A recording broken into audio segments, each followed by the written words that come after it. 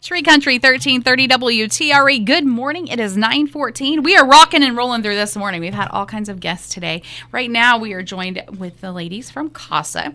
I'm going to let you each go through and introduce yourselves, and then we'll have a great discussion. So we'll start right here. Hi there. I'm Kamal Pitney. I'm the Marketing and Training Coordinator for Advocates for Children. Good morning. I'm Kay Hungate, and I am a current volunteer or Casa Court-Appointed Special Advocate. Very good. I'm Jamie Greathouse, and I'm the Assistant Director at Advocates. Okay, so let's start with you, Jamie. Okay. Just give us an overview of the program. So court-appointed special advocates are mostly volunteers. We also have some staff that serve cases. But the program provides an advocate for children who are involved in the court system through no fault of their own.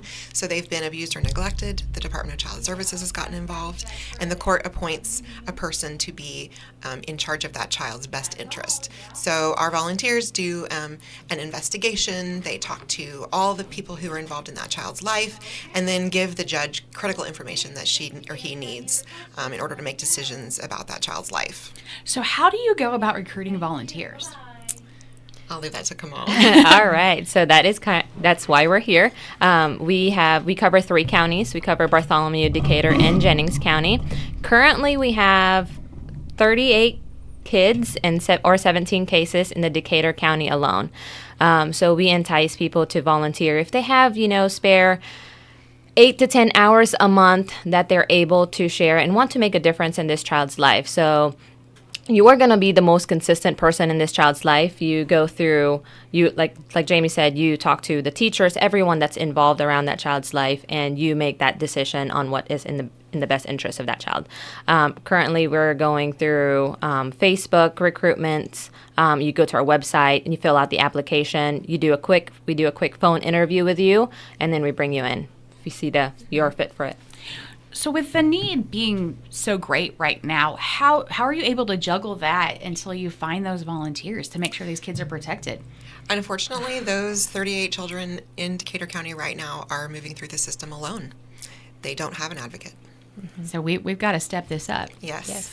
All right. So you're currently an advocate. I am so intrigued with this. I work in the healthcare field in my other life. Okay. So tell me, how did you first become involved and want to become an advocate? So my life's vision is really to focus on the hurting, hungry, and lonely. And I love children. And I saw actually an ad for the CASA program, and I thought that was a neat opportunity to serve children that I could also balance out with my full-time job. Okay, so tell us once you went through the interview process, you were accepted. How did they prepare you to become an advocate? Great question. I'm not sure anything prepares you completely, but we go through at least 32 hours of training. And it's very intense training, one-on-one and in a group. And it's actually in person where you learn the ins and outs of the system. And then there's no better training than boots on the ground. And you really just start researching, you meet the child, you begin to become involved in the case, finding out the ins and outs. And you always remember, you're the voice of the child to the judge. Nobody else can offer that perspective, not even the child, because they often don't know everything that's happened. How long have you been an advocate? A long time, it seems, 12 years. So you've been an advocate for several different children at this point? I have. And some cases last a long time. My last case was 8 years. Wow. But it also just shows the importance of an advocate because I was the only consistent adult in this child's life for that period of 8 years.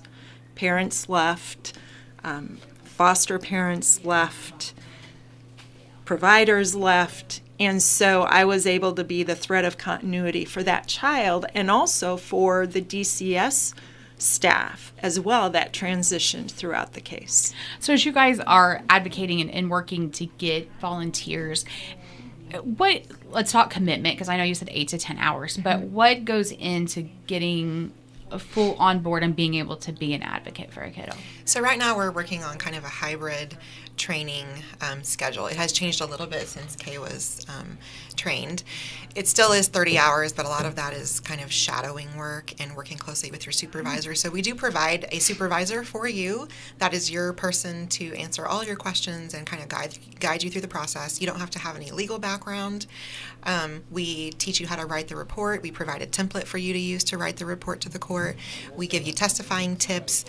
We let you shadow court before you go in on your own, and we never send you to court by yourself. So your supervisor will always be there with you. So those are some of the things that people sometimes find intimidating, that we try to allay those fears through our training. But right now we're doing the majority of our training via Zoom, so it fits in nicely with everyone's busy schedule. Right now we just had a training class, so we don't have the next one scheduled yet, but it'll probably be in 6 to 8 weeks. And that's 2 big chunks of an evening that we do over Zoom, and then we have an in-person session after that, and then you work with your supervisor to finish that training.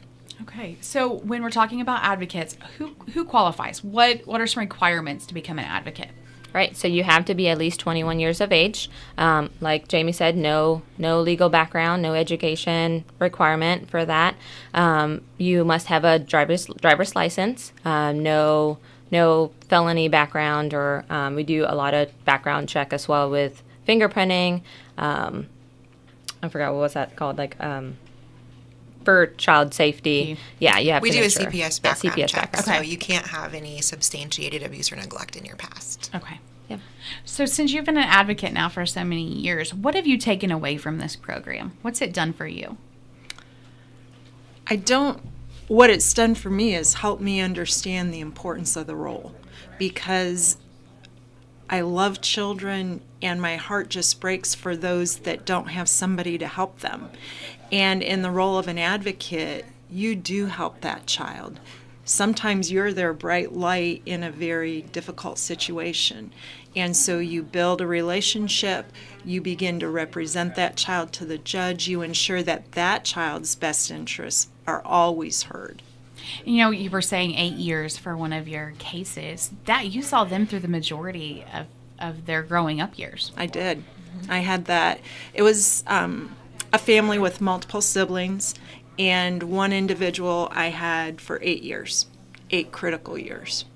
So in spending time with them, what's been your time commitment as far as, interviewing and talking with them? But is there outside time, outside of just interviewing, that is spent with them? I chose to make it such. Each Casa operates a little bit differently. But with my one kiddo, because he had no other point of continuity, I made it a point to see him at least every 2 weeks. Okay. And spend some time with him. Very good. So when we look at these cases, they're tough, right? They are. Tough yes, cases. They are. Is there anything that, and I'm sure the training does this as well, but I'm just to kind of put people's minds at ease, because when you hear about this, it's overwhelming to think, Yeah. I'm going to be introduced into a case that I don't know. And, is it through the training that you kind of learn how to process what you're going to hear and see so that you're able to make that clear recommendation? We do touch on that a little bit in training. I think there's ongoing training that we hope that our advocates will take advantage of throughout their years. So every year they're supposed to have another 12 hours of training, and that can be in any subject matter. So we pass along opportunities for lots of free trainings throughout the year, and some of those include secondary trauma, which is the type of trauma you experience when you're learning about someone else's trauma and it affects you personally, to kind of give you coping skills and help you be able to not be so emotionally exhausted from the case. So we do offer a little bit of that, but more so in the ongoing training that we provide in the following years past your initial training. All right. So you work with all the counties, correct? Correct. Like recruiting and Recruiting, getting them in. What have you found to be the most challenging in being able to get these advocates in? I believe a lot of the people that are trying to get that information doesn't know exactly what goes into it and how much time commitment there is. But like Jamie said and Kay mentioned, it's up to you. You make that difference in that child's life. It's up to you how much you want to see that child, how much time you want to invest in that child's case. And as you move along, you will get better at the report writing. It's not very intimidating. I have court shadowed a couple times already, and it's at first it is a little bit strange just you're not familiar in that environment, but as you go along, you will learn more. And we're trying to get people that have time to be able to spend with that child and not living a busy, crazy lifestyle, but at the same time is willing to be able to go visit and investigate and do the research. Now, do you ever handle more than one case at a time as an advocate? Some of our volunteers do choose to take on more than one case at a time, and we do typically assign the same advocate to multiple siblings. So if there are multiple siblings in a family, you would advocate for all of those children. And I think one of our biggest challenges is society right now there are a lot of people out there willing to volunteer their time, but they are a little bit more focused on what I call one and done volunteering, which is very helpful and a need that is out there. But this is the type of volunteering that you have to make a commitment to this child and really follow through and make a connection. And I think in today's society that's so important, not just for us as adult volunteers, but for the children to be making more connections with adults in their life. And so it's more than just, oh, I'm going to spend a weekend putting together backpacks, which is a very real need, and we appreciate that need. But this is the type of volunteering that these children especially need to have someone who's willing to be there consistently for them, because their families, frankly, are not right now. They're not able to be there consistently for them right now. So as an advocate, you've had several children that you've advocated for. Have you ever come across something that, like, it's just been too much for you to handle and you've had to hand that off, or a situation that you felt like you needed to reach out, but you're able to get the support so you weren't just left hanging out there? Sure. My last case was a very difficult one, and there were some very difficult times and decisions that needed to be made. And sure, I think it's only human that sometimes you want to throw your hands up and say, I can't do this anymore. However, I will say that the person that I work with, my Casa coordinator, was great at supporting me. The whole Casa organization does, as well as you have to remember, again, you are the only continuity for that child. And had I chosen to walk away, it'd be just one more person turning around on that child. And I think it's important that volunteers look at it as it's a big puzzle. We have all the information, even information sometimes DCS doesn't have, or the Department of Children's Services. Okay. And while some pieces of that puzzle look, that's not very attractive, or that's pretty ugly, by the time you get everything done and the case wraps up, you can have a really beautiful picture. And you could have really made a difference in the life of that child. So let's talk positive for a minute, right? Because it's a lot. Advocacy is a lot. But so let's talk about some of the positives that have come out of this. I know you confidentiality, we can't share names and those kind of things, but maybe some of those stories that you've seen the good really come out. Sure. Been a part of. So in one of my cases, I had two siblings, and both ended up being placed with families that just truly loved them. And that is so rewarding to see. In one of my cases where I had a group of siblings, several of them went to one foster family who then adopted them. Oh, wow. And that was wonderful to see. And I had one child who aged out of the system, and he's on his own now. But he made it. He made it out of the system, and he is now into adulthood. And so there are very many positives. And just the rewards that you feel, knowing that you've contributed to that child, having a voice, it's worth it. Now, are you able, you talked about the one that's aged out, are you able to still follow along with them and be in communication with different children that you've advocated for, or does it come to a close at some point? The case closes, but for example, with a child aging out, it's up to that child at that point in time. Do I still reach out to that child? Yes. Do I still pray for that child? That will continue probably until I die. Same with all my kiddos. And same with the children that were placed with the two families. Do I periodically have contact with them? Absolutely. And part of that is you not only build a relationship with the child and you advocate for the child, but in some cases the parents need additional help too, and you may advocate for them. Have you ever faced a situation where you thought, I mean, you know you always want to make the right decision, the right recommendation, but that it was really a challenge to make that, whatever recommendation it was, good or bad, towards that family or parents, that you just had to, it was a struggle for you? Absolutely. There have been times when we've had to terminate parental rights, and that is a gut-wrenching decision, because I cannot imagine a mama who doesn't love her children. And Mom did love her children. It's just that she had some other issues that she wasn't able to meet their needs. And so we had to make that decision. But above all, it's what's best for the kids. The child. That's right. So let's talk a little bit about the Casa program. How are you guys funded? We have several funding sources, so we're about half and half with private donors and public funding. So we do receive grants from the state of Indiana and some federal grants. Some of that is at risk right now, so we are definitely looking for more private donations in case that gets into further limbo. But we're in a pretty good, stable place right now with that being half and half. Our yearly budget is over $1 million, and that covers recruitment and marketing and also our staff and things like travel expenses for our advocates to be able to visit all of their children. We have children placed all over the state of Indiana because there aren't enough local foster homes. So travel expenses actually gets way up there to kind of help support things like that. And we also have some fundraisers throughout the year as well. All right. So if we've got folks out there listening and they're interested in becoming an advocate, how do they start that process? All right. So first, you can follow us on Facebook. That is our main social media page. And you can also go to our website, apowerfulvoice.org. And you can find all the details in there. And if you can't volunteer right now, as Jamie said, we will gladly take donations. And it will be, know that it is going to be put to a good cause. All right. So how long have you been with Casa? I'm pretty new. I'm actually 6 months in. Okay, I'm glad. So, Yeah. and you, how many years do you have?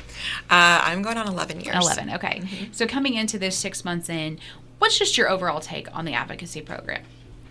There's definitely a need. Like Jamie mentioned, there is a lot of one and done volunteering out there, but there is very far and few in between that you do volunteer your time. It's really your time, your effort, and your dedication in this, and it is very fulfilling. I hear that from all our staff, all our volunteers, that it is very fulfilling to the point where sometimes you don't feel like you're making a difference, but you are. Every small thing will make a difference in that child's life. Were you well versed in child advocacy coming into this program? No, absolutely not. This is one of the programs that I know in our community was there, but I didn't know what they did and who we served and exactly what they did. And as I'm in and you get to know, you talk to people, you get to know a lot of, get the information in, you learn about it and you're being involved in that way. What was your enticement to begin working for Casa? Honestly, it was the marketing to begin with. They needed help in their marketing area to get that voice and message out there. And that was kind of my expertise. And this is where I'm at. And their marketing. Just grown from that yes, point. Yeah. So, Jamie, being 11 years into it, I'm sure you've seen the full gamut. I have, yes. I started as a volunteer, and then I was hired on as one of the very first staff GALs, which was a model that we developed to address hundreds of kids who were on a wait list. So I served about 30 families at a time. Oh, wow. That was about 10 years ago. And then I became the Jennings County Supervisor, and now I'm the Assistant Director over all 3 counties. All right. So as you've grown through each of those positions, what's some things that you've seen change and be able to provide more or better services for the children? Well, the Department of Child Services is always changing. The standards by which they remove kids, kind of that pendulum swings back and forth. Right now we're on an upswing where more kids are getting removed, which makes our role even more important. means we have more cases, and we have the wait list we have now is the first wait list we've had since 2017. Okay. So we're frankly horrified that we have a wait list. It breaks our heart every single day that we have kids that are moving through the system without an advocate. And agency-wide, our wait list is over 100. Oh, wow. So it's Okay. 38 in Decatur County, but it's 103 3 county-wide. So it's really heartbreaking. I will say that addiction is a major problem in all 3 of our counties. And to build on something that Kay was talking about, those moms, they do love their kids. One thing that I've learned about addiction is those parents, they love their children as much as I love my children. So addiction must be pretty strong if it's more than that, you know? So I think I've learned a lot about addiction and how it affects your life and how strong it can be, and how horrible a toll it can take on a child's life. So I think that's one thing that it's been consistent, but it ebbs and flows. It ebbs and flows, but it's always a problem, and it's in nearly 100% of our cases. In your 11 years, have you seen? I know the answer to this, but but you've seen the addiction grow. That has become a progressively worsening problem. Yes, I would say that it is. Yes, it takes on average 7 times to quit before it sticks, and if we're in your life and it's only your first or second time trying to quit, your kids don't have that long to wait. It's not fair to them to have to wait all through those 7 times, you know? So a lot of the hard decisions that we make have to do with, should we give these parents more time and have this child suffer longer in the system, or do we need to look at other permanency options? In your 11 years, I'm sure there's good, though. There's always good in There's what so you're much doing. good. There's so much good. Anything stand out for you that you can just pull off the top of your head it's been a good positive? I have a soft spot for the older kids. I think they're forgotten. I think they're given up on a lot. So a lot of the positives that I see come from when we start working with older youth and they have someone that consistently shows up for them and stays no matter what they throw at us. We're still there. And then I love to see them grow into young adults. I love to be that person. It's definitely outside of our professional role, and it's not something that we expect of you as a volunteer. But often, if you make a good connection with a teenager, you're going to be in their life for a long time. When they can build that trust with you, that's the whole, I guess on my side of it, that's the biggest piece. Kay, would you agree with that from your years of advocacy? Absolutely. You're the one they trust, and when the world falls apart on them, and it will, because it happens to all of us, they will reach out. So out of all of your years of volunteering, if you're speaking to someone out there that's heard us talking this morning and they're, you've caught their ear, they're really thinking about this, what would you tell them to help guide them into starting this process? Take the first step. Take the first step, make the contact, and you may decide at the end of the day that it's not for you, and that's okay, but at least you took the step to investigate. So investigate, shadow, start the training, because that is the first step. And I think once you see that, if it's truly in your heart and you're being moved to do that, it'll just accelerate from there and you'll become more committed. All right. So once again, if someone is interested, let's tell them again how we can connect with them and get them started. All right. You follow us on Facebook, Advocates for Children. Our website is apowerfulvoice.org. All right. Ladies, you've done a fabulous job this morning. Anything else that we're missing about Casa? Is there a phone number maybe they could call instead of... Yep, we do have our phone number. It's 812-372-2808. And when they call that, are they going to go, is there a secretary, or is it going to guide them through how to get connected? It's both. We do Okay. have an office manager that answers the phone, and if Okay. she doesn't, there is a guided access. Okay. All right. Guys, you're doing great work. Thank you so much for being in this Thank morning. you for having us. Thank you. We really All right. appreciate And it. you're welcome to come back anytime, because we love to hear the good stuff that comes out of this. So Thank it's you. All right. 9:38 on Tree Country. Once again, thanks for being in this morning. Thank you.